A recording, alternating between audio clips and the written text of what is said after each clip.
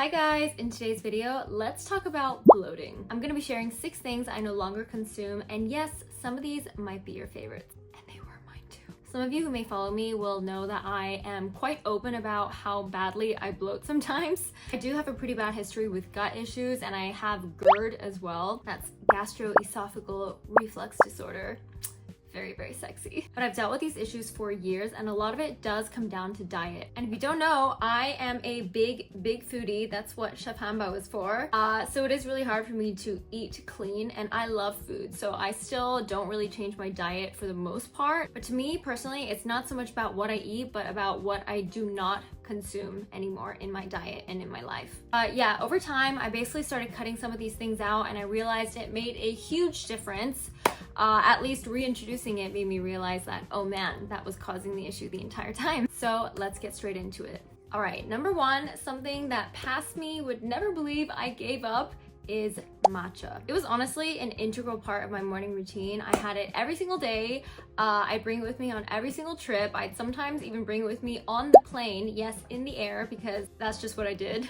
But long story short, I was cold all the time. So a friend of mine actually told me that matcha is a very cold food, like in Chinese belief, and me having it every single morning iced was basically just double the cold. I do have a very sensitive gut, so I think matcha first thing in the morning was just a little bit too much for my stomach. It turns out a side effect of this, yes, was being less cold, but also I was way less bloated because of the milk. Which brings me to number 2, oat milk. Okay, this one is tough because honestly, I still love oat milk. I think more and more people hate on it nowadays because yes, if you read the ingredients, it is a lot but just oats. And yes, it might be full of sugar too, but I chose to ignore that. If I really feel like it, every now and then I will have my matcha oat latte, but that's just a choice I make knowing that pain will come eventually. Number 3, some people might hate me for this, salad.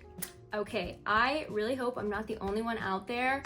I asked ChatGPT and turns out I'm not, but salads make me bloat like crazy. This has happened over and over again, and I actually kept a log of every time I ate salad, which was honestly not that often. After reviewing the log, it is official. I cannot eat salad. My body just really does not like some vegetables, and especially the uncooked ones. Everything from like leafy greens, lettuce, bell peppers, and tomatoes especially. Strangely, also cooked veggies sometimes that are really high in fiber, like broccoli, they just, I don't know, they just fill up with air in my stomach, and yeah, it's not a good feeling. It's pretty wild. I don't know how my body can handle bowls and bowls full of pasta, but not a little plate of salad. So yeah, no more salads for me. Number 4, protein bars. No joke, this used to be the biggest thing that I spent on. I loved getting protein bars. Once I found a brand that I liked, I would literally spend hundreds and hundreds of dollars on it. I guess a couple years ago when I was still doing a lot of modeling, it was just really convenient to bring on shoots,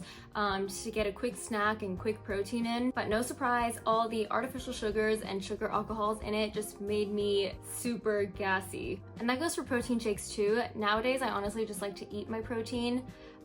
Tastes better too, or I like to make my own protein bowls. Number 5, sparkling water. Fun fact, I used to only drink water if it was sparkling. Ask my family, I was obsessed with SodaStream. I would drink tons and tons of those bottles each day. But turns out sparkling water can be really hard on your stomach. Basically, the gas can build up in your digestive system, and over time, it's gonna make you feel bloated, look bloated. There's just gonna be a lot of air in there. And especially if you drink water fast like I do, then it's gonna build up very quickly in your digestive system. So cutting this out meant way less balloon belly. Okay, and last but not least, this is actually not a food, but something very important, arguably the most important of all of these, is antibiotics. Not gonna lie, I really do believe that the overprescription of antibiotics in Singapore while I was growing up has been one of the main causes of all my gut issues. Ever since I was a kid, every single time that I got sick, even if I was just like a little bit sick, I would go on antibiotics. And that was at least like, I don't know, once a quarter, maybe 4 or 5 times each year.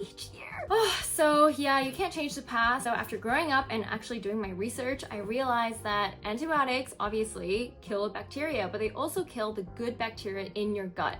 And this can change your gut microbiome forever. So of course, in turn, this can give you a lot of stomach pain, bloating, gut issues. That's why nowadays, as much as possible, if I don't have to go on antibiotics, I will try not to. Obviously, if it is a bacterial infection, then I have to take it. But then I spend so long trying to just recover my gut microbiome. So yeah, rule of thumb nowadays is just try to avoid them unless absolutely necessary. And also take some probiotics if you need to. So yeah, that's my list. These are just 6 things that I've cut out that have really made a difference, especially in how I feel. That's most important.